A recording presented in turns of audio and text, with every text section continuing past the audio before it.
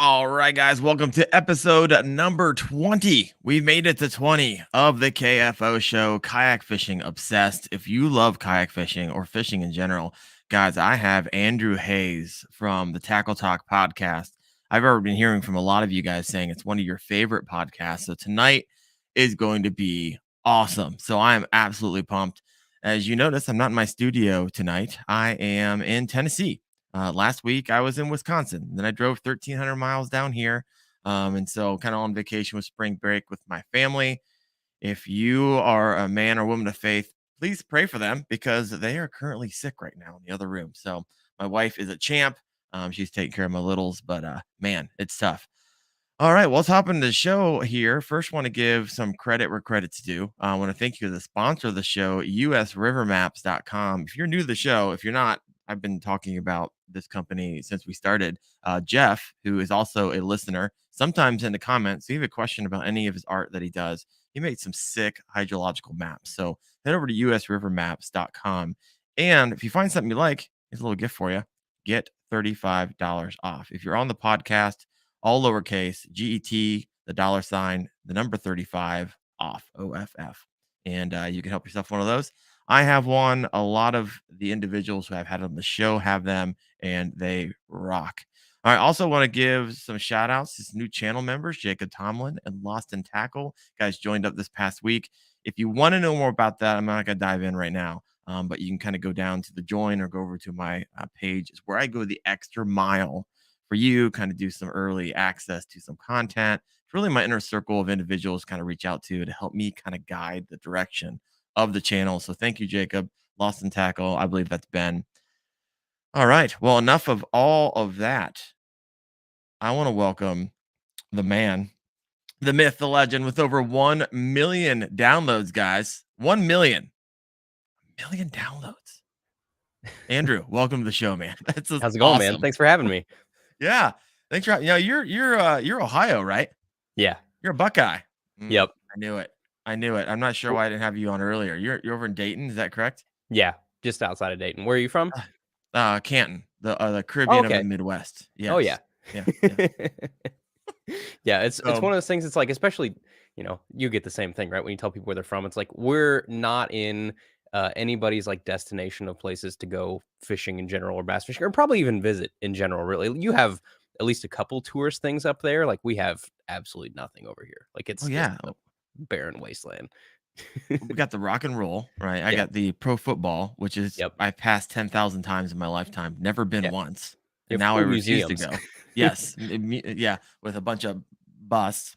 Yeah. Yeah. Everyone's always coming through. Like, hey, have you ever come to Canton? It's like, I know when I offer that out, no one's ever taken me up on it. So I offered it out to everybody. And because in like 15 years, no one's like, hey man, I'm coming to Canton. Yeah. Funny enough, me and the family, we're gonna take a cross-country road trip to Canton. Yeah. Oh crap. I gotta host people. I haven't hosted people in a decade. It's the same thing here. I always like end with people like after we'll get done recording or whatever, I'll say, I pray for your sanity you don't find yourself up here, but if you ever do find yourself in Dayton, Ohio, give me a shout and we can go like get on some strikingly average smallmouth or something, but don't make it a destination to come here. I will give you personal best 3-pound bass, guaranteed. Yeah, maybe. Possibly. It's a good day.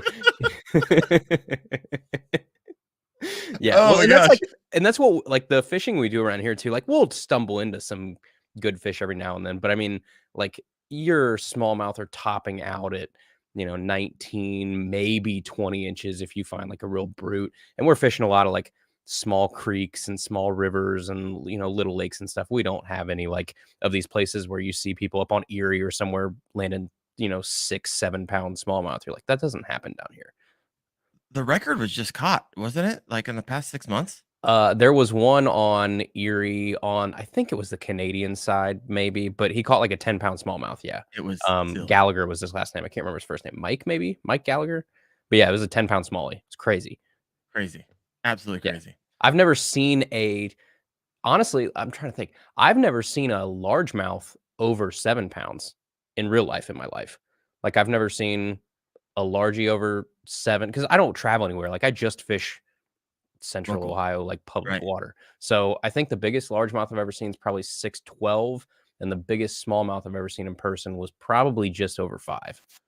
That's me too. Yeah, so I, I can't fathom a 10-pound smallmouth. My brain can't comprehend what a 10-pound smallmouth looks like because it just is twice what I've seen. my rods are breaking in half when they think about it right now. Yeah. I get a hold of a 4. I'm like, oh, I am Bad. stretching the limits of my tackle right now. My Yeah. Xfinity rod from Walmart is cracking as we speak. They work, man. Hey, they do. They work. Well, tell me a little about your story. I had a lot of people were like, "Oh, I'm so glad you're having me on tonight. It's one of my favorites." Tell me, I know a little bit of story because I've been on your website, right? And all I know is like you started it in 2019. You saw something, you didn't see what you were looking for when it comes to bass fishing podcasts. So you're like, Yep. I'm just gonna do it.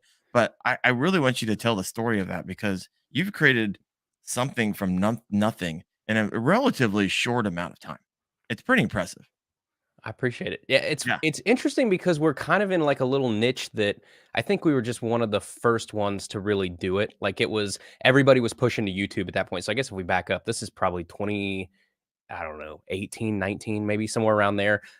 Where I work in sales. And so I spent a lot of time in the truck, a lot of times, traveling to and from places and a lot of pavement hours. And I used to listen to a bunch of like sports shows. I used to listen to, you can only listen to the same George Strait cassette tape, so many times. You're like, all right, I got to find something else to listen to. And so I listened to a bunch of sports shows. And then at some point it just kind of clicked. I was like, why don't I search for bass fishing shows? Like everything's in the palm of your hand now. I can right. listen to fishing shows. It's what I'm obsessed with. And there just wasn't anything out there. At that time, you had Ike Live, which was like very sporadic and it's more of just, buddies kind of like shooting the bull, drinking beer and hanging out, and then a little bit of fishing talk. But mostly it's just kind of like camaraderie type things. Or there was Bass Talk Live, which Bass Talk Live is very tournament centered, Right. very much like of the pro side of things. And I was like, where's the stuff for just regular dude? Like I'm a weekend warrior. I Right. want to like I'm a nerd. So when I tune into something, I want to learn something, like to know that I left with more knowledge than I came in with. Mhm. I just don't like wasting my time with things. Like I would be a terrible if I was a reader, which I'm not a reader. I wish I was, but I would never read like fiction books or novels or something. It's like I want at the end of that book to have learned something and to take something, into my daily life. And so otherwise I just feel like I'm wasting time. And so it was the same thing with these fishing shows. I was like, where's the semi educational stuff where I can just kind of like, listen as I'm driving and learn a little bit? And no one was doing it. And so after like waiting for, a couple months, I was like, someone's going to do this eventually. Podcasts are taking off and no one was doing it. And finally I was like, all right, well, I'm just going to try this. And so Yeah. I'm a big music nerd. So I have like, guitars and basses and mandolins and stuff all over the place in here. So I have like the audio background sort of to set everything up and record and do all that kind of stuff. And so I just set it up. I recorded like 3 or 4 shows at the beginning and I put them out there. And it's like anything else. It's like when you probably started YouTube where no one's listening to it. Like you put all this work into it and then you look and you had 4 downloads. And you're I like, still man, wonder that sometimes, to be honest with yeah, you. well, I mean, we all do, right? You're no matter where you get, you're like, man, I feel like for the work I'm putting in, there's not that much coming out of it, right? But eventually, what happens is you stick with it, you grow, you grow organically, or just a lot more grassroots style, where you don't have like anything viral that goes crazy. It's just you build this following of people that really enjoy what you're doing, and you get better at it as you go. So if you listen to my first episodes and you listen to now, they're drastically different. I feel like I've gotten a little bit more polished and a little bit better, on the mic as I go in, and I'm more prepared now and that kind of stuff. But yeah, I just started it, and it probably took about 6, 8 months before you really saw downloads kind of start to take off a little bit. And you're like, okay, this is starting to become a real thing. And now it's just, I look at the download numbers and it still blows my mind. We're at like almost, so we do 4 episodes a month right now because we basically do one a Okay. week, and it's about like 100,000 people that listen to this thing, which is just like bonkers. I grew up in a town of like 6,000 people. Like I'm again, talk about brain can't comprehend things. I'm just some random dude in a bedroom that rambles about fish. So that's kind of like the 30,000-foot view of how it started. It was just no one was doing it, and I think we just hit it at the right time. And I wanted this like mix of tips, of gear reviews. That was the other thing. The whole industry is so disingenuous with gear reviews, where they're just promoting the person that's giving them a 10% discount code. And Okay. so you got to use this brand of tungsten. You got to use this rod. You got to use this reel because I get 5% off, on a coupon code that they give out to everybody. It's like, I didn't want to do that. So I wanted to, we've said from day one, I won't work with rod companies. I won't work with reel companies. I won't work with bait companies because I want this to be genuine. And I want to be able to say, if I think something sucks, that it sucks. And if something's good, then I want to be able to say it's good. And so that's kind of like Right. the gist of the show. So was there a time in the midst of like the growth, right? I'm episode 20 and it's not even really in a Yeah. podcast. I just take the live show and make it a podcast. There's Which not is like a smart. lot of Yeah. You've already done all the hard work. You might as done the well put hard it work. on there. Yeah. So I'm throwing it on there.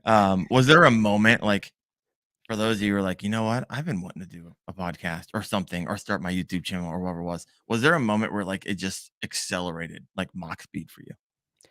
Honestly, no. Like, I've looked back at the, like, the little Oh, the trajectory anal. of Yeah. downloads and stuff and the analytics and stuff, and there really wasn't. It is just this staggeringly consistent, like, this.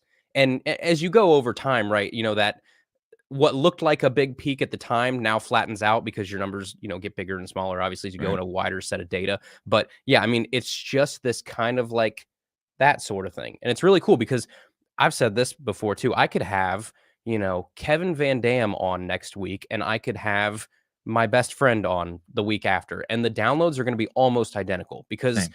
yeah, like nobody's coming in and being like, "Oh, I saw this on the internet. I got to go listen to this for the first time." It's like it's just the small growth of the just like a channel and like anything else where it's also with podcasts, you can't have something go viral, which is an interesting aspect of Right. podcast. There's no algorithm, there's no way for, Apple Podcast to shove an episode down your throat or to autoplay to the next thing. It's like you had to say, "Nope, I want to go and I want to search out your show and I want to go download it and I want to listen to it."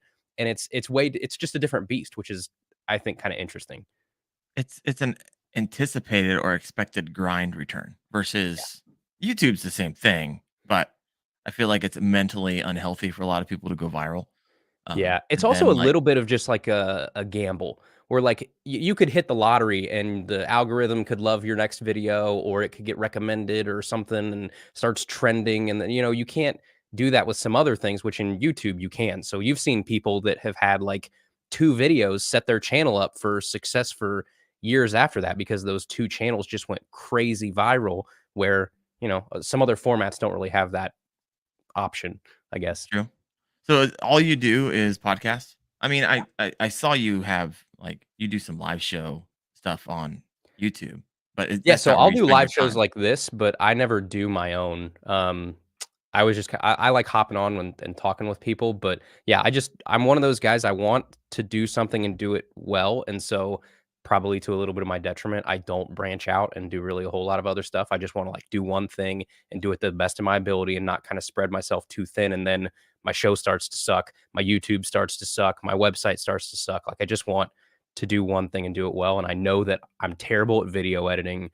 I I don't like doing that side of things. And so I just like the audio format. And so every once in a while we'll have like an interview where I'll take the Zoom feed and I'll throw it up on YouTube because I want to archive it. But other than Mhm. that, we're pretty much just podcast. Nice. Yeah. Nice. Well, everyone, I'm trying to dial in the kind of live show. And what I'm Yeah. trying to do is this is for all the listeners out there. One, this is an interactive live show. If you got questions for myself or for Andrew, just like put a couple question marks before it because sometimes the chat over here on the side kind of goes crazy and there's conversations that have nothing to do with what we're talking about. Just so I can identify it because I start it and whenever we get a break, I kind of go in there and answer those for you. So if you have one of those, I already see them coming in. I'm already starting these. Go ahead and throw that in there. But what I asked Andrew to do, because I was noticing as I was doing a little research on him, that he was at I believe, the Columbus Expo, Yep. not too long ago. And as I kept on scrolling down, like you did a seminar, straight up seminar on the importance of rod selection. So a few days ago, I was like, hey, I know you already have all these talking points down. Would you be willing to like do like the straight up seminar for everyone? Because I would find it fascinating. There's so much information out there. Companies are making up their own language for what things are. It's kind of Hmm. it's kind Yeah. of maddening. And what's necessary, what's not necessary, what's hype, what's actually what should we be paying attention to as bass anglers? And he was like, "Yeah, absolutely, let's do it." And so, Andrew, I just kind of want to kind of give it to you. Take it, take us for a wild ride. We want to go like you said earlier. I want to learn something walking away from this, and like something I never knew. And I have a feeling you're going to bring that. Yeah, so this is Hopefully, one of my it's probably maybe my favorite piece of gear to talk about because I usually tell people if you're gonna spend money on either rod, reel, or line, like of those three things, I think the rod really is like where the majority of your money should go. So that's a question we get all the time. Like, I've got $200 to build a combo. What should I sink money into more than the others? It's like with a reel, there's some nice things about a reel, right? You can pick up line faster on certain ones than other ones, depending on what you're gonna do.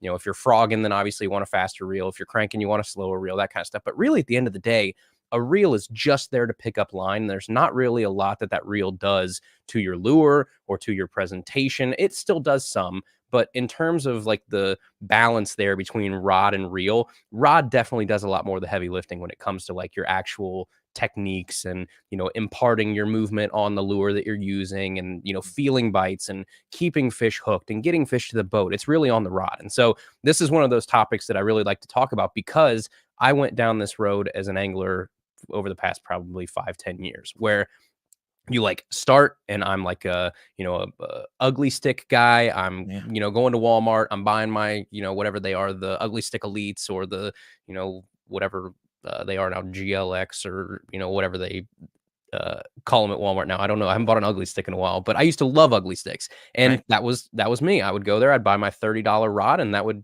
get me by. And then you start to go down this path where, all right, I'm getting more and more into fishing. All right, I got the bug real bad. Now I'm going to start getting into a little bit higher end combos. Now I'm going to start buying more combos. Now I need a jerk bait rod. I need a crankbait rod. I Oh need a yeah, frogging rod. I need a flipping rod. And you get to this point where the internet tells you that you need a specified rod for every single technique. Like you need 37 rods because you need a dedicated jerkbait setup, or else you're not going to be able to use that jerkbait just right. You need a dedicated drop shot setup, or else it's not going to wiggle under the water like you want it to. So basically, they tell you it's like, all right, you need 37 rods, but that's not practical because I'm guessing the majority of people that are listening to this or that are watching, especially being a kayak guy, especially yourself, you can't take 37 rods with you every time. You can take like 3 or 4 maybe, or if you have like a black oh, pack I or go something, maybe you can 6. take I go 5. Yeah. 6. Yeah, I usually I have a hard and fast rule that I usually don't take more than 3 rods with me in the kayak. And Oh, I like it because also if you start sticking rods up behind me, I know what will happen is in the oh, middle of the day, guaranteed. Yep. yeah, I'll forget they're there. Bam, hit them in the back cast and one of my rods snaps. And so I try and keep it so that I don't poke any rods up. So I have kind of like 2 that shoot back and then I have one in my hand, obviously. And so, but what happened was I had 37 rods and I could only take 3 of them with me at a time. And so then I was like, okay, well, now the night before I'm stressing out because what 3 rods am I going to take? Now I have to plan my whole day. I don't know what's going to happen while I'm out on the water. I don't know what's going to, present itself in front of me where I'm like, darn it, I wish I had these 2 rods that I don't have with me. And so then instead of having 37 rods, I was like, how do I get to the least number of rods that still cover all of my techniques? And so what I did is a long time ago, I basically made myself 5 combos that I thought could do like 95% of the type of fishing that we're going to do here in Ohio. And so Yeah. that's really like my, I guess, quote unquote seminar that I tell people is like, you're going to walk around this expo or you're going to be, the Bassmaster Classics coming up. People are going to be walking around that expo with 1,000 different rods to choose from. The thing that they want you to think is that you need 37 rods. And at the end of the day, you really don't. You really need like 4 or 5. And so what I did is I kind of like broke them down into 5 different kind of like named combos that will go through and really what I think you can handle everything you want. So the first, and this is like one of the ones that is a little bit controversial sometimes, but I really think Ooh, you only starting need off. 1 spinning rod. Okay. Like Okay. I think unless you're on like St. Clair or something and you're just ultra light line, ultra finesse drop shot something, you can do almost everything in the world you need with a spinning rod with a 7-foot medium fast.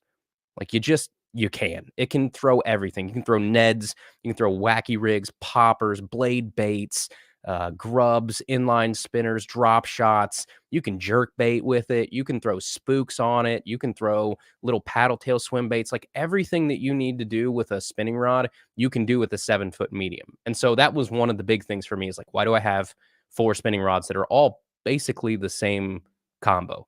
Like, I don't need this many. And so I shrunk that down. I really think you can do that. If you get like a 2,500 size spinning reel and you put it on there, you throw 10-pound braid on it with like, keep a leader with you if you need it. If you really want to tie a leader, that's great. But it's like at the end of the day, everything that I want, and you can have multiple of this if you want, right? If you're going to go out there and you're going to be throwing only finesse, then yeah, maybe you do have two of this spinning combo. But it's not like you need, oh, I need a 6'9" and a 6'11" and a 7'1" and a 7'4". It's like you can do almost everything with just a 7-foot medium. And so that was the first one, was You really get kind of, pushback on that when you're like when you're talking? Don't never really been to one of these seminars before. I mean, there's very few techniques where I would say you can't. I don't know if I can think of one that you can't throw if you're gonna do spinning gear on a 7-foot medium. Like, the only thing I could see is maybe if you're, like, again, really drop shot extraordinaire and you really need this medium light or this light rod to load up the way you want it to, then fine, I guess, but the way that I fish in creeks and rivers and lakes, like, I can do everything with that rod, and so you might find some people that have some personal preferences. Like, I've ran into people before that say, I agree with you that I don't need that many spinning rods, but I'd rather use a medium light than a medium for most of what you just said. And it's like, that's Mm, fine. So then that's yeah. what works for you. But you don't need 12 spinning combos unless you just need that many on the deck of your boat and to switch really fast. You don't need them because they, serve 12 different purposes really in your boat. Like, I really think a spinning combo is one of those things you can shrink down a lot of your arsenal pretty quick. All right. Well, solid. Here, let's pause real fast for you jump in the others. I got some questions here. First, Army Outdoors, new member. Thank you so much for supporting the channel. You're awesome. So you'll start getting those perks and stuff this week because I launch videos every single week. All right, we got some things here. Let me see some questions. Just kind of reinforcing. Bro, someone just getting the bass fishing. This is all I've heard or read on the internet. Bowfin junkie. Thank you. What, that you need a bunch of rods? Yeah, Yeah. well, both tells if we're correct, but yeah, you need a specialized rod. I think this came up. You need a specialized rod Yeah. for And this is every where the lure industry goes. You're known to seeing man. like Abu Garcia just came out with a whole bunch of signature series from all the pros where everybody that's ever put an Abu Garcia logo on their jersey now has 5 signature rods that they all made. It's like you don't need that It's where it's many. going. I mean, I You're was okay. just Yeah. on. I had Yak rods on. Um, I like that company. I like the people who are working it, and I mean, you go on their website, it's chatterbait rod. It's finesse rod. It's like Ned, and there's like almost like another one for like wacky rig. I was like, oh my gosh, this is getting expensive real fast. So And the let me dirty see. little secret is a lot of those companies, it's the same dang rod. Like, they're Same just blank. doing it so that they can have multiple SKUs. Like, they Oh didn't yeah, really take the t and I'm not saying about that one, but just sure. the fishing industry in general, right? They're gonna say, "Oh, I found a good blank. I'm gonna make this in 7-1, 7, 6-8, and 6-6, and I'm gonna call the 7-1 a jig rod. I'm gonna call the 6-8 a skipping rod." It's like, they're basically the same. It's just a gimmick to make sure that there's multiple rods that you feel like you need to buy, Yeah, yeah. So unfortunately. you're like Army. He just said, I have 32 rods in my boat, my man. Hey, you Yeah, know that what? was me. Yeah, you know what? I wouldn't mind having 32 rods. Yeah, I'm I not gonna just complain, but I realistically, probably I will here in a yeah, couple like most of them 5 aren't gonna years. get used, No, unfortunately. Yeah. no. Oh my goodness. All right, what else we have here? Bowfin Junkie says, I've gone down an endless rabbit hole of possibilities, and it's very confusing as a new angler. Followed up by, let me see here. Um, I am from Bucktail. I am definitely not new to it and still get twisted up on rod selection. So Because they this is change hopefully every week. Like, what a company said 2 years ago you needed in a chatterbait rod is now the polar opposite of what that same company says you need now with the chatterbait rod. Like, that's the whole game, obviously, is we wanna sell you more rods, and so we're not gonna tell you that, "Oh, the one rod you bought 5 years ago is good for 20 years." It's like, "Oh, no, man, you need this year's rod. Like, you need this brand new jerkbait rod that we came out that is almost the exact same as the last 12 jerkbait rods we came out with, except this one came out in 2023. oh yeah, something So you has to need be that new one." on it. Yeah. Yeah. Here, is there a day where we start seeing expiration dates on the fishing rods? I mean, you kind of already see it at this point. Like, if you go down and you look at iCast or somewhere and you go down and you see all of these, you would like, I don't know, the hype around new things that come out that aren't new, that just have a different label or a different pro's name on them is insane. Like, there's a whole money circle pit of just recycling anglers' monies because they're like, oh, I can slap this guy that, finished in 3 top 10s last year. I can slap his name on a rod and he's got 10,000 followers on Instagram and some of them will buy a rod. Sure, let's do it. Why not? Yeah. That's what I love about you. You can say whatever you want, right? Yeah. This is great. This is Now why I I know why can't work people with love any you. Yeah, I've already burned every bridge with the company. Every I can't bridge is work with burned. All I got is my opinion. Here it is. Army Outdoors 88N. The expo is a money pit. Yeah, for this very reason. Oh my goodness. This is it's revealing and kind In of the same front, though, it's fun. Like, this is also what makes fishing a lot of fun to talk about is because, there are 12,000 different rods you can use for a chatterbait and 1,300 different companies you can go take a look at. And we're always chasing that, like, unicorn. We're chasing that perfect setup, that perfect rod. And every year someone dangles something in front of us and says, you thought you had the perfect rod, check this out. Or you thought you had the perfect reel for this. Nope, check this one out. And then they got you right where they want you. And you're like, well, maybe it will, right? Maybe if I have that 0.2 ounces lighter reel, I'll feel that extra bite and I'll catch 20 more fish next year. It's like that kind of stuff it's a dangerous game. extremely dangerous. But I love it because I got guys like Fishing with Gramps. He does Oh, yeah. these real reviews, these Gramps rod is great. reviews, and I love learning about it. But I also love information is power, Yeah. right? And if we go confused into an expo or we go confused to a website that tells us we need all these things in order to compete or catch fish, we start to believe it. But if we have knowledge that you're about to lay on us here in a bit, we can help separate kind of the nonsense or the fun. Let's call it fun. Yeah. The fun of it all, but still know that we know that we know. We don't. It's not needed to succeed in this sport.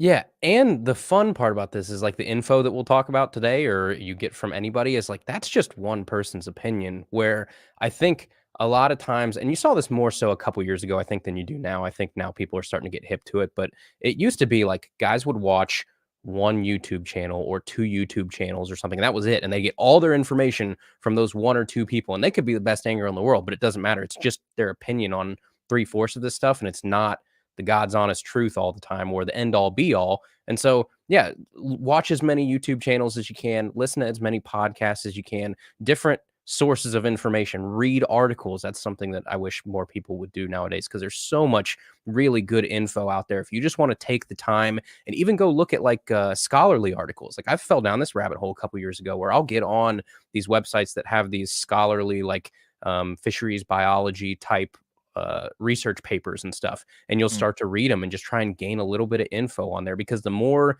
info you have in your tool belt, the more you can decide for yourself what you want to believe and what you don't want to believe and what you want to, take to heart and which ones you want to kind of tune out a little bit. I saw you take that deep dive. I can tell on your website because you started having these biologists on your Tackle Talk show. Yeah. I was like, oh, Yeah. man, he took a deep dive on that. I was like, that'd be It's fascinating fun. Yeah. because no one else is covered. Not a lot of people are covering that angle.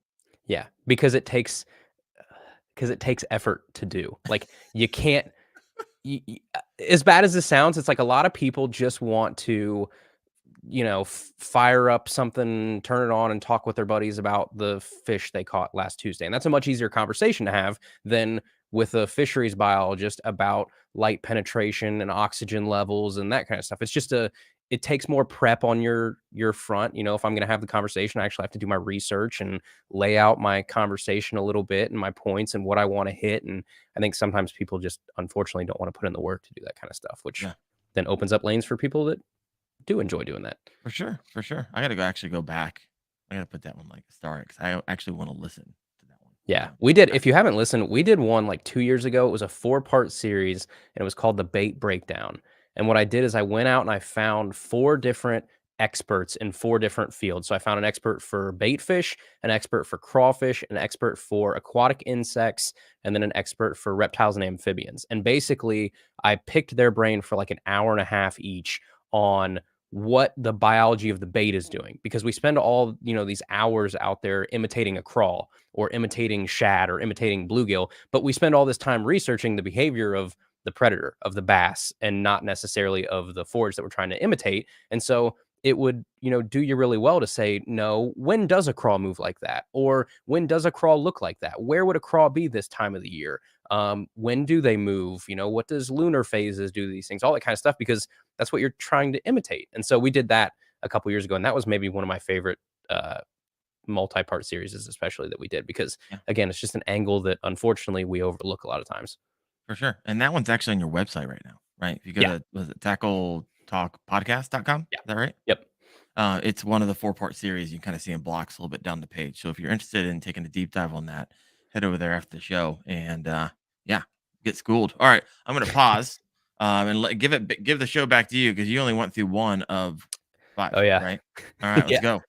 So, combo number 2, I would say, and this is the one where if you have like a casting rod already, and then the next question obviously everybody has is, okay, well, if I do need one different rod for something, what's that rod? Because I have like a 7-foot medium casting rod. What's the next one I need? You need a crankbait rod.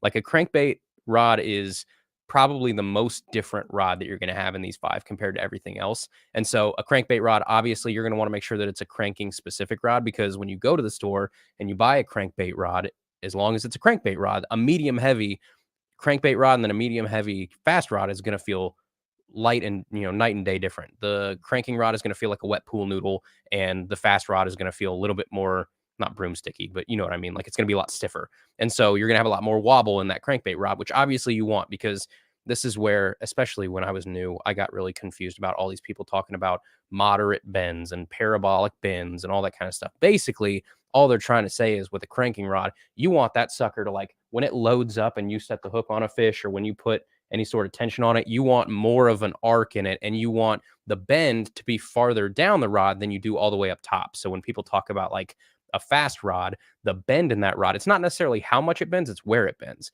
And so a fast rod bends more closer to the tip, which is nice because you can set the hook faster. It loads up faster, which means you get the tension on that hook faster and you can penetrate. So for a Ned rig or something, for instance, that's what you want. But then if you're going to use like treble hooks are the one thing where it's a delicate process, because you want to hook that fish, you want to keep it pinned, but you also don't want to rip them out of the fish's mouth. And so you want a lot of play in your rod and sometimes line. You can get into that conversation here in a second, that we will too. But, especially your rod, you want a much more forgiving rod. And so get you like a 7 to 7.3 medium heavy crankbait specific rod. So even if you're on a budget, you can go to a Bass Pro, you can get like their cranking sticks that I think are probably 70 something bucks or 80 something bucks, something like that. Furies in the Dobbins line makes a really good crankbait rod. There's a lot out there in that kind of like $100-ish range that you can find that's pretty good. But then the big thing on that is, obviously with that more moderate, that more bendy rod, you're going to want a slower reel. And the one thing the only way I've really thought to explain this, and when people are like, why do I need a slower reel to crankbait? Why can't I just reel my current reel slower? It's like, Sure. well, you can, but if you want to think like riding a bike, like if you're going to ride a bike uphill, what do? You lower the You're gear. down. Right. Yeah, you go down a gear, because what happens is you do have to pedal more, but it's way easier to pedal versus if you kept it in 7th gear, you would have to pedal less, but it's so hard to move those gears and you're just going to wear yourself out. It's the exact same thing with throwing a crankbait, because there's so much water displacement and so much tension on that, and so much that thing's just digging 15, 16, 20 feet down if you're throwing deep divers. Like, you really have to have much more of a slower reel so that you can actually go through, you can make your full winds. You're not going to tire out your arm or your hand or really overwork your reel. And so slower reel, obviously for crankbaits, is definitely the go-to. And it's something that you're seeing a lot of reels move away from now. So it used to be like 5-to-1s were fairly normal. You could find 5-to-1 reels all over the place. And now they're like a dying breed, and everybody wants 8-to-1s and 9-to-1s and 10-to-1s and Oh yeah. going bonkers. It's like a slow reel is definitely the move for your crankbaits. And so get you a 5-to-1, 6-to-1, and then line, you're going to have some people that are going to say mono, and that's okay. The reason for mono, obviously, is it's got a little bit more stretch in it. So again, if you have crankbaits, that's great. It's a little bit more forgiving. I'm going to go with fluoro, because the bigger thing for me is if I have like a DT16 and I want that, Rapala to get down to 16 feet, fluorocarbon is going to help you do that, because fluorocarbon sinks, obviously. It's going to help you get down to like the desired running depth of that crankbait, which is the name of the game with crankbaits, is you want that thing to be banging off the bottom. You don't want it to be going through the middle of the water column just doing this. You want it to be off of wood, off of rock, going all over the place, and that's where you're getting your strikes. And so that's your second combo there is really just your cranking specific combo. You can throw medium divers, deep divers, almost any crankbait. You can throw square bills on that rod if you really want to, and then kind of like sneaky uses for that, depending on what crankbait rod you get. A lot of people now are moving to more of a moderate rod for spinner baits and for chatterbaits. Okay. So for me, I throw my chatterbait actually on the same rod that I throw my deep cranks on. It's like a 7 3, like I think it's technically a heavy, but it's a Dobbin, so it's really more like a medium heavy. But it's a glass rod, and I love it. And it's one of those things where I'd thrown chatterbaits on fast rods my whole life, and I missed a decent amount of chatterbait fish. And what I've really found through, I can't remember who we're talking, maybe Wheeler on our Okay. show, someone we were talking to, and he was like, well, probably why, right? Is because you were reacting too fast, and that fast rod was really popping that chatterbait right out of the fish's mouth with the blade right there. Where with a slower rod, it obviously slows you down. So when you go to set the hook, you've got a little bit more forgiveness in there, where it will slow down your hook set, and you let that fish get that whole hook in its mouth and then penetrate. And so I don't know. I really like how it goes. I like the way that rod loads up on a chatterbait, especially in the kayak.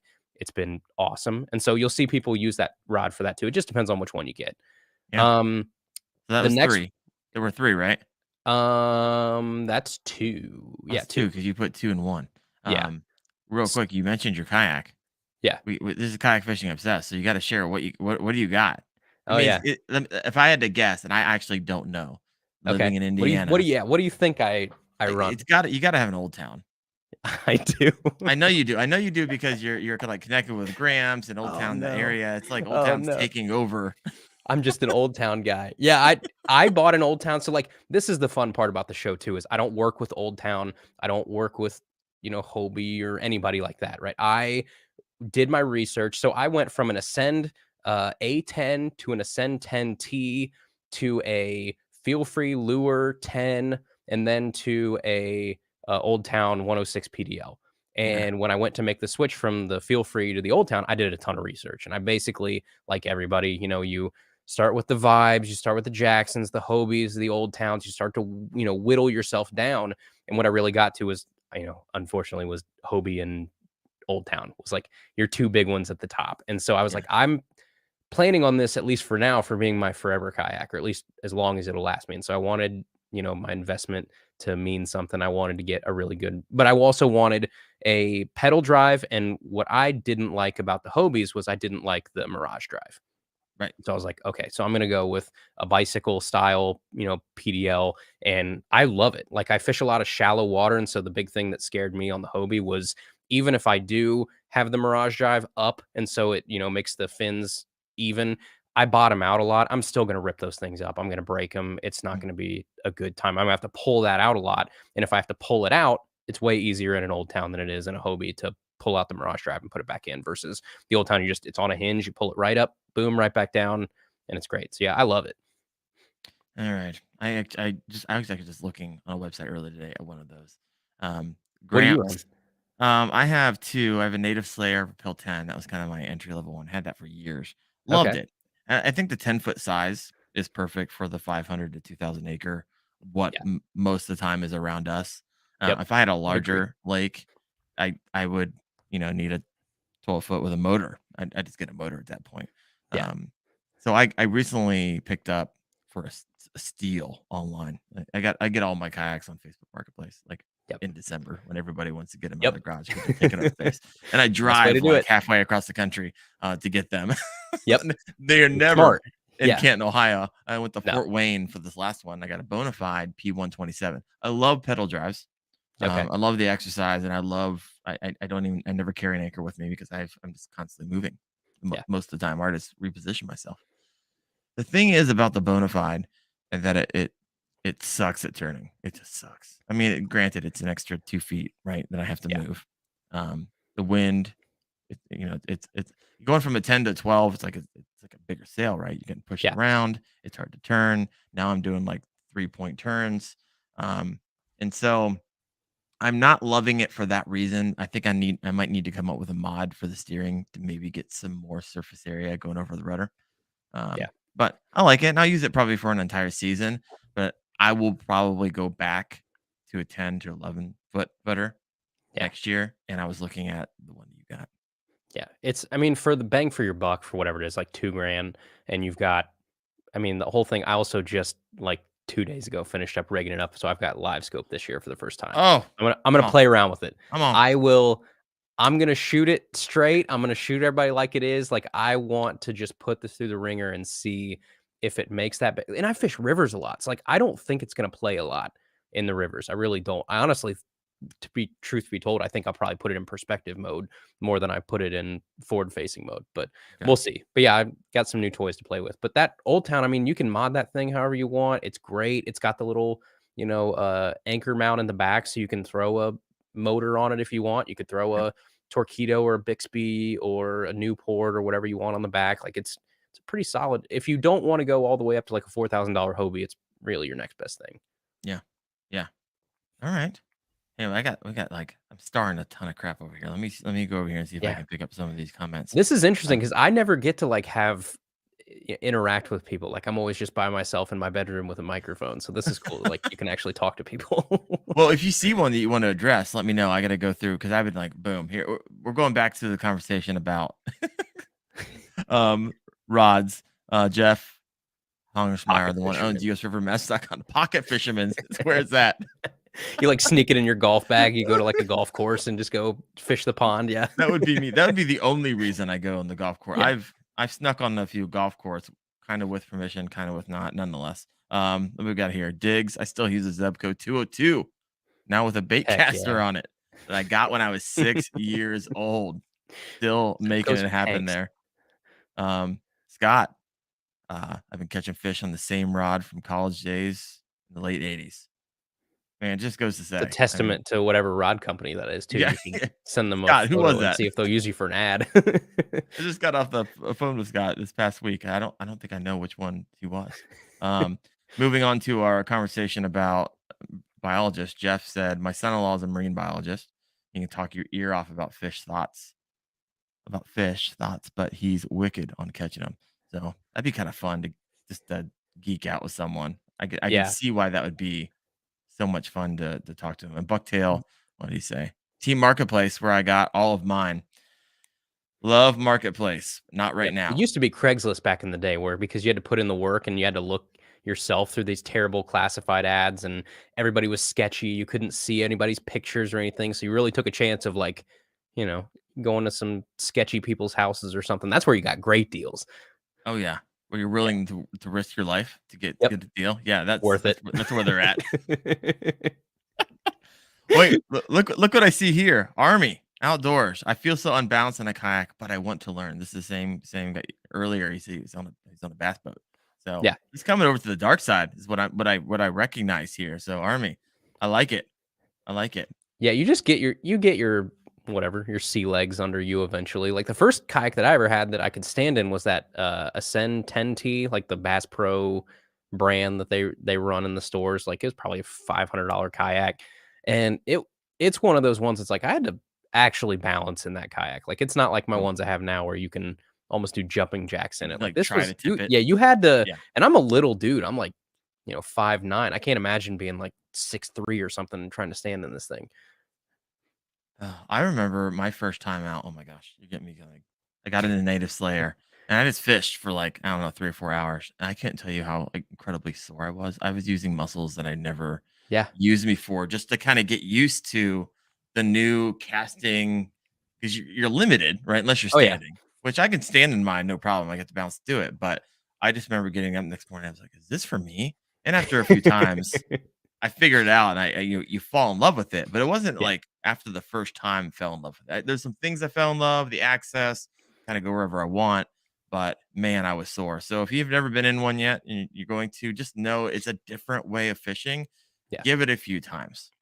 Just give it a few Yeah, times. but it's worth it when you can get to the spots that the bass boat dude can't get to. It is true. Yeah, There's a spot that I could barely get to, and I'm in a yeah. kayak, Those are the but best it ones. Yeah. holds it, it holds them all. Yeah, in a day and age where there are very few unpressured fish anymore and very few, like, fished spots, everybody knows everywhere, everybody gets to everywhere, it's like a kayak is really one of your last chances to get to, like, some of your little last frontier-ish type spots in your area.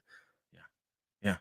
Like there's a spot that I go, and my dad's getting into kayak fishing. He's doing the knucklehead bass fishing series challenge with me, and there's a spot I get to. I'm not even sure he can get to it.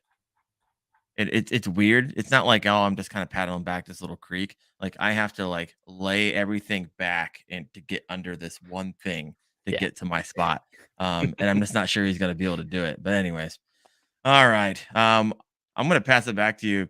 We're rod two into I'll into pump through five. this real We got fast. 10 minutes left. So, combo number 3, real easy one. This is gonna be your, like, 7-foot medium fast rod. So this can be, if you wanna call this your jerkbait rod, great. If you wanna call it your top water rod, great. But this is the rod where, like, when you have it in your hand, you're palming your reel and you're working it down, like you're Mm, twitching something, or you're actually, you're walking a spook, you're twitching a jerkbait. This is where you're actually imparting a lot of motion on this little lure, and usually they're trebled lures, obviously. But this is like 7-foot medium fast. Get like a 6-to-1 or a 7-to-1 casting reel.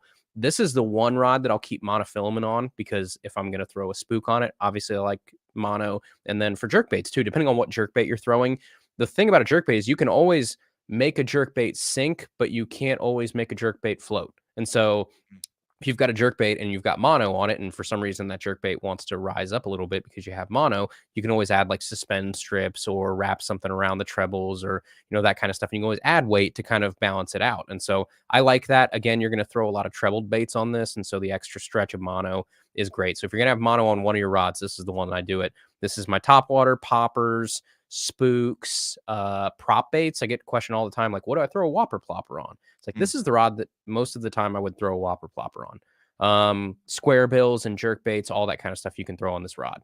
The next one would be just your all around. I call this like my workhorse setup. Basically, this is like the one that everybody starts out with, like a 7-foot to 7.3 medium heavy fast rod. This is like your do everything rod. And so if you were only going to buy one casting rod, this will do like almost everything that within reason would want it to do. Get you like a 7-to-1 or 8-to-1 casting reel. I put pretty heavy fluoro on this, so I'll go anywhere from 16 to 20. I just like the little overkill of knowing that when I set the hook on a jig fish, or I set the hook on a Texas rig or something, the last thing I have to worry about is knot strength or line strength. I'd rather just be able to, we call it giving them the beans. I like to give the fish the beans a little bit, right? And make sure that I can lay into it and not worry about my line. And right. so I'll go a little bit higher on this. If you told me, like, Andrew, you can throw 20-pound fluoro and you're going to get 40 bites today, or you can throw, 12-pound fluoro and you can get 50 bites today, I'll still go with the 20-pound fluoro, because I know that those 40 bites that I get, I'm going to be able to, lay the meat down and get those fish Mm, in and set the hook like I want to. And so that's just kind of my philosophy on it. But some fairly heavy fluoro is what I'll go with. This can do Texas rigs, flipping jigs, football jigs, chatterbaits. If you don't want to use your, cranking rod, obviously for chatterbaits, this is the one that most people will use. Spinner baits, you can honestly do like almost everything. Buzz baits with this rod, the sky's kind of the limit. And then your fifth rod, and a rod that you do kind of need a specialized rod for, is your, like a meat stick rod. So like your frogging and flipping rod is going to be a lot heavier than most of the things we've already talked about. So this is like 7.3 heavy, fast. You can even go mag heavy depending on what brands you're using, but just like an absolute broomstick of a rod, because this is the rod where when you're throwing a frog in slop, or you're punching through real heavy stuff, you want to make sure that when you set the hook and you have leverage on that fish, you never let the leverage go.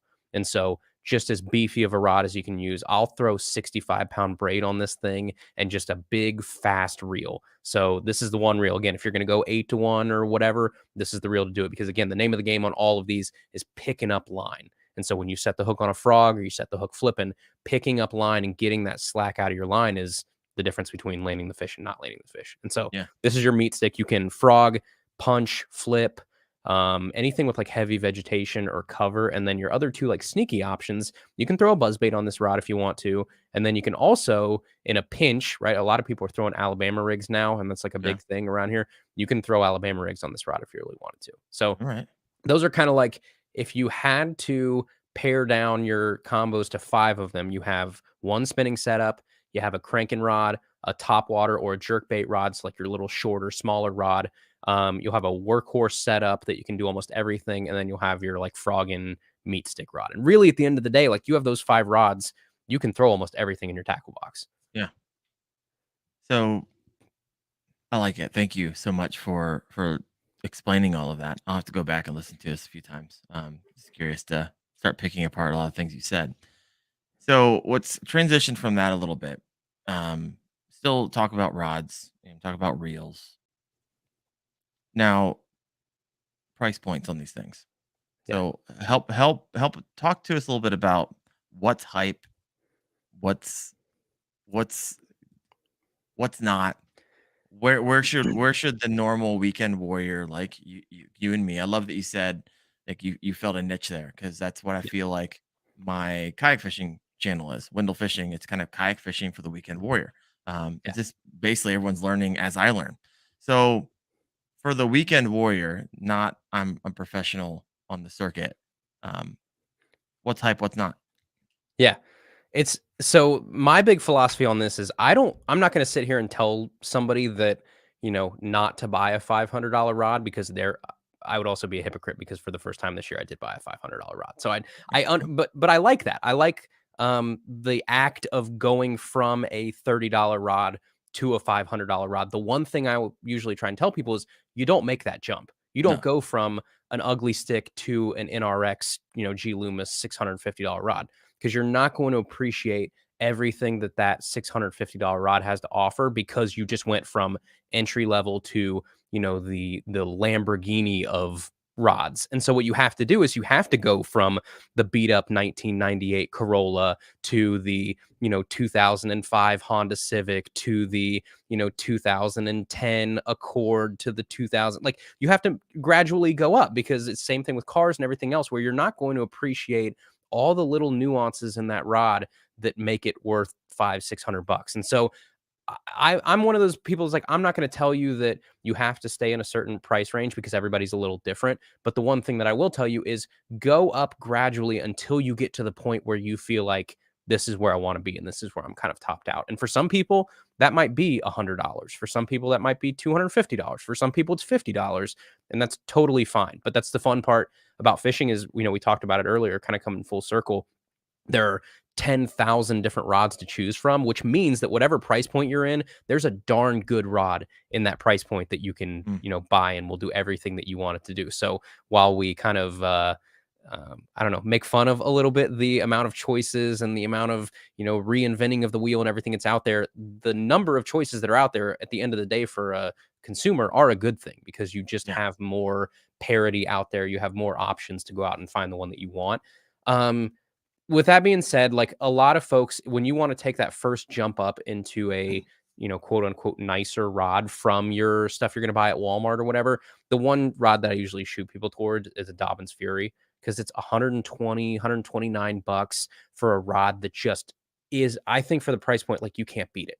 It's hands down for $120 you're getting so much more than $120 out of that rod, and it's why I still to this day I have Furies. I've got 2 of them right beside me that I still fish to this day. My frogs rod that I actually used for probably 5 years now is a Yeah. Dobbins Fury that I have just, I mean, abused. I have beat the living crap out of this rod. I have not taken care of it, and it's still just walloping fish to this day as my most abused rod at 120 bucks.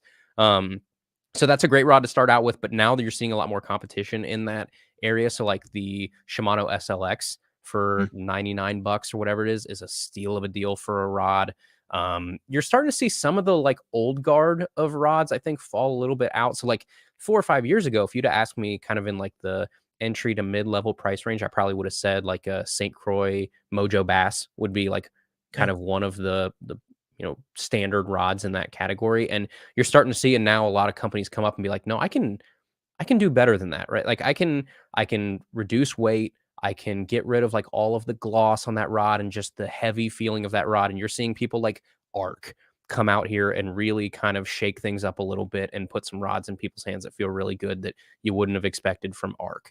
Um, there are some Abu Garcia rods. I'm not a big Abu Garcia guy, but Yeah. there's some Abu rods that feel really nice. And obviously, you're going to get into some different price points there with the new, oh shoot, I'm going to forget the name, the black rod they came out with like 3 or 4 years ago that not 3 or 4 years ago, sorry, last year, that's just like super, super light.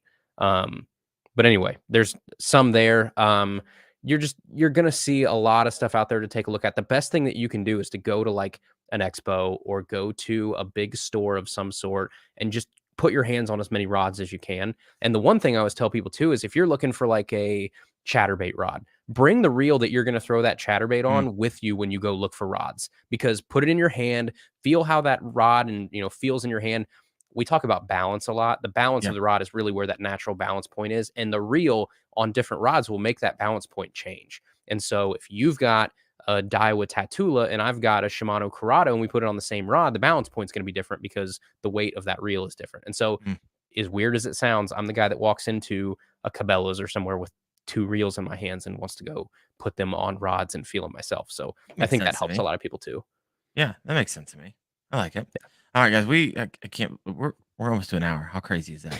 Um, Absolutely, this blows my mind. This is one of those. I say it every time, but here we are, and I'm like, I can't believe where did that hour go? It All goes right, so fast. yeah, it does. So now that we're coming up to the end of the time, I like to kind of do last call for questions. So if you got a call, I'm Yeah. sorry, if you got a question for Andrew, go ahead and throw that up there. Let me see. I had one in here from Bowfin Junkie. This is what he says. I've heard conflicting info in a frogging rod. Some videos I watch say you want a moderate fast action, and some say just fast. Any thoughts on that? 1000% fast.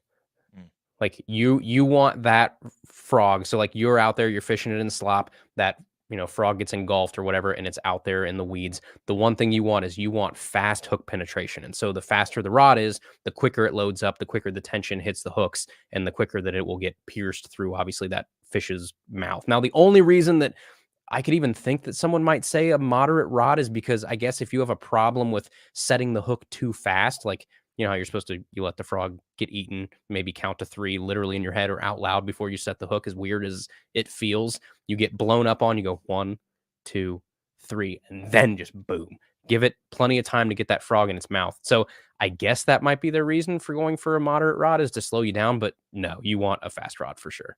okay, right on. All right, so here's a question for you. So we talked a lot about, well, actually, what's I want to talk a little bit about your. I had this question. I was kind of interested in what your thoughts were. How many episodes do you have? How many episodes do you have for your tackle talk? I think we're at like almost 180, something like that. Okay, top There's a lot of 3 favorite interviews. I'm sure you get this question a lot. I'm just curious, and Mm, why? I know that's mm. tough because I know you probably love all of them, but top like they're interesting. This is just you, Oh, just that's hard. you Yeah. learned something that you're like, oh man, that was memorable for you. Not that it was like better than anybody else. It was just memorable for you. Um, okay, Bill Dance is hard to beat. Bill That Dance was was like recent. I was like, maybe a year ago, something like Okay. that. Yeah. We had Jimmy Houston, a couple weeks ago too. Okay. Um, so some of those, like those type of guys are fun just because that was my childhood, like growing up and watching those guys on TV and then getting the chance to pick their brain and ask, about topics and things that maybe you don't hear them talk about all the time. And it's not the same questions over and over again, and really kind of picking their brain. So I like those. You also touched on it earlier, but I love just what I call my nerdy episodes that Mm, are, more on the biology side. So the crawfish episode of breaking the bait breakdown was with Zach Loafman, who is like the North American crawfish guy. Like he's discovered like 8 species of crawfish and has seen everything. Like he's the wow. craw guy. And so getting the chance to pick his brain, and really the info that's in that interview is just like will flip your whole world upside down on what you think about crawfish. And then obviously that gets your mind going of like, whoa, I probably need to rethink some of the things that I do if I really want this to be as like biologically accurate as possible when I'm out there trying to imitate a cross. So I really Right. like that one. Um, Where do you and then find these some. people, by the way? I'm a Where do you creep. find the I'll like crawl guy? yeah, I'll dude, I'm the guy that looks through like research papers. I promise. Like I'm the guy at 10 p.m. that is on my phone scrolling through some, scholarly research article about mouth deformities on largemouth bass, and then I'll look and see who's cited on it. I'll try and find them on Facebook or their email address or something, and I'll try and reach out to them, and then it leads to some pretty interesting conversations where it's like, "Hi, my name's Andrew. I am in Dayton, Ohio. I know you have no idea who I am, and this is probably the most out of left field email you'll ever get. But do you want to come on a bass fishing show?"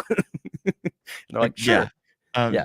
Yeah, something they don't get asked every day. It's not like they're Bill Yeah. Dance getting asked to be on a bass fishing show every other week. Yeah. Love And it. then maybe my other one that was a fun one just because of the history of everything. We had Ned Cady on, obviously Oh Ned yeah, yeah, Rig, yeah. Ned Cady, and hearing him talk about a lot of things that I thought I knew that I didn't know. So like the history of the Ned Rig, the history of Midwest finesse in general, of the way that he fishes, and those guys out there that invented a Ned Rig fish a Ned is not how we fish a Ned. And so taking in some of that and like, oh, we've been doing this wrong for a long time, and there's some things that maybe you can take away from that one. So there's been some fun ones over the years for sure. I'm like losing hours as you talk. Not Sorry. losing. I'm You're gonna have to I'm go going listen. I'm gonna go listen to these things. The great thing is for my work, I got to travel a lot, so I basically just warehouse all these things until I get in the Nice. car for 6 hours and Yep. go to town on it. All right, last call for questions here. Um, so one last question I have for you, in case someone else does. Tell us where Tackle Talk is going in 2023. You got big plans for it?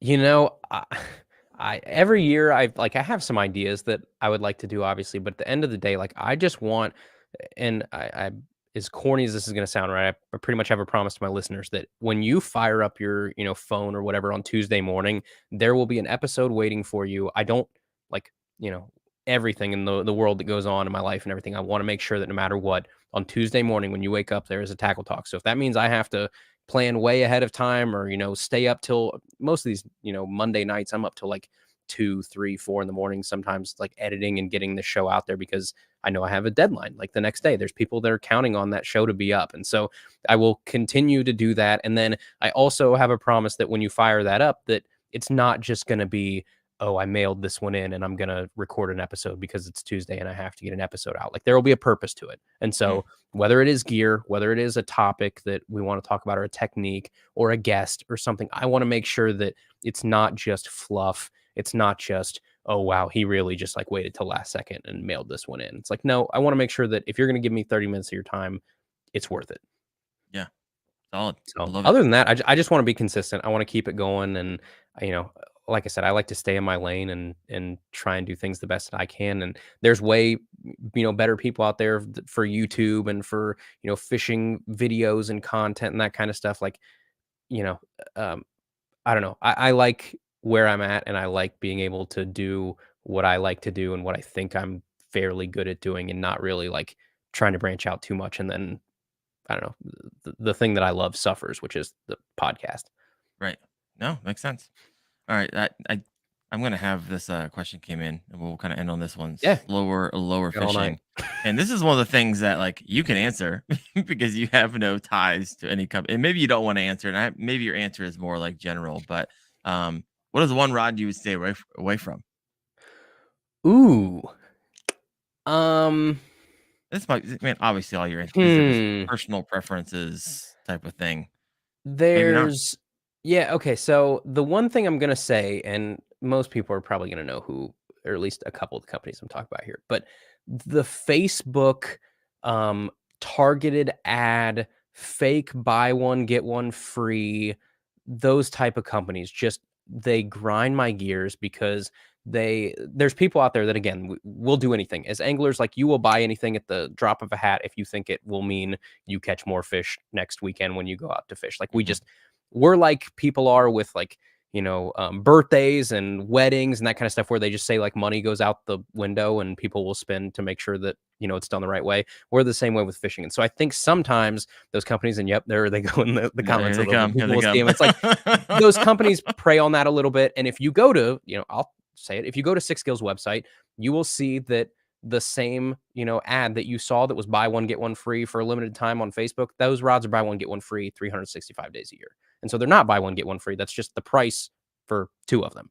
Right. And so that kind of stuff. Like, and they're not the only ones. There's a bunch out there that will do this, that it's just very like it's like the clickbait equivalent of sales, Yeah. which is kind of annoying sometimes. Where I think don't go out on just an absolute, drop of a dime, buy a rod, right? Do your research and find a rod that makes the most sense. Read reviews, go through all that kind of, and if it is a 6 gill, great. If that's a rod that you love, I've talked to people, trust me, I've had this conversation before and my inbox gets blown up with people that I've used 6 gill for 6 years. They're great people and I love them. That's awesome.